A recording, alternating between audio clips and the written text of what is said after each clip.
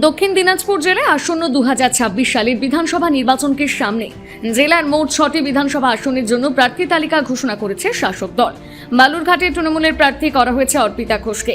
বিশিষ্ট নাট্য ব্যক্তিত্ব ও সংস্কৃতি জগতের পরিচিত মুখ অর্পিতা ঘোষকে প্রার্থী করায় রাজনৈতিক মহলে নতুন সমীকরণ তৈরি হয়েছে বলে মনে করা হচ্ছে। উল্লেখ্য, 2021 সালের বিধানসভা নির্বাচনে দক্ষিণ দিনাজপুর জেলার 6টি আসনের মধ্যে 3টি ছিল তৃণমূল কংগ্রেসের দখলে এবং বাকি 3টি গিয়েছিল বিজেপির ঝুলিতে। বিশেষ করে বালুরঘাট ও তপন আসন তৃণমূলের হাতছাড়া হয়েছিল। ফলে এবারের প্রার্থী তালিকা থেকে স্পষ্ট, হারানো জমি পুনরুদ্ধারে মরিয়া ঘাসফুল শিবির। অন্যদিকে প্রার্থী ঘোষণার পরে বালুরঘাটে জোর কদমে প্রচারে নেমে পড়েছেন অর্পিতা ঘোষ। দলীয় কর্মীদের সঙ্গে নিয়ে তিনি বালুরঘাটের বুড়ি কালী মাতার মন্দিরে পুজো দিয়ে নির্বাচনী প্রচারের সূচনা করেন। পরে সংবাদ মাধ্যমের মুখোমুখি হয়ে অর্পিতা ঘোষ বলেন, বালুরঘাটবাসী যদি আমাকে সুযোগ দেন তাহলে আমি আরো অনেক বেশি কাজ করতে পারবো বলে বিশ্বাস করি। বালুরঘাট থেকে আমার নাম মনোনীত হওয়ায় এবং বিবেচিত হয় আমি তাদের কাছে অশেষ কৃতজ্ঞ এবং বালুরঘাটবাসীর কাছে কৃতজ্ঞ যে আরেকবার আমি এখানে সুযোগ পাচ্ছি।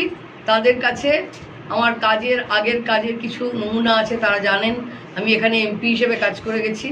তো এবারে যদি তারা আমাকে সুযোগ দেন বিধায়ক হওয়ার, তাহলে নিশ্চয়ই আমি পুনরায় বালুরঘাটবাসীর জন্য অনেক বেশি কাজ করতে পারবো, এটা আমার বিশ্বাস। বালুরঘাট বিধানসভা থেকে একদিকে বিজেপি প্রার্থী হয়েছেন আইনজীবী, অন্যদিকে বাম প্রার্থী হয়েছেন এখানে 7 বারের যিনি বিধায়ক ছিলেন প্রাক্তন বাম মন্ত্রী তার ছেলে। কতটা টাফ মনে করছেন এবারের এই নির্বাচন? দেখুন, এইভাবে বিষয়টাকে দেখাচ্ছে বলা উচিত যে এটা খানিকটা যেটা রাজনৈতিক লড়াই, আমরা রাজনৈতিকভাবে লড়বো। প্রত্যেকটা দল তাদের রাজনৈতিক ভাবনা থেকে এই লড়াইটা লড়বে, প্রত্যেকে তার নিজের মতো করে লড়বেন। এবার ময়দানে কে কতদিন কতটা টিকে থাকবেন বা কীভাবে মানুষ, বালুরঘাটের মানুষ যাকে আশীর্বাদ করবেন আলটিমেটলি জয় তার হবে। বিষয়টা এইভাবে টাফ নয়, এখনই এরমভাবে একটা কোনো নিদর্শন বা কিছু ধরিয়ে দেওয়া সম্ভব নয়। তবে নিশ্চয়ই বালুরঘাট আমরা এর আগে দুটো টার্মে তৃণমূল কংগ্রেস হেরে গেছে। তো আমরা চেষ্টা করছি যাতে এবারে মানুষের আশীর্বাদ পেতে পারি, তার জন্য আমরা যা চেষ্টা করার সেগুলো করব। আশা করি যে মানুষ আমাদের আশীর্বাদ করবেন, এইটুকুই ভরসা আশা রাখি। বালুরঘাট থেকে রিপন ভৌমিকের প্রতিবেদন, নিউজ টুডে।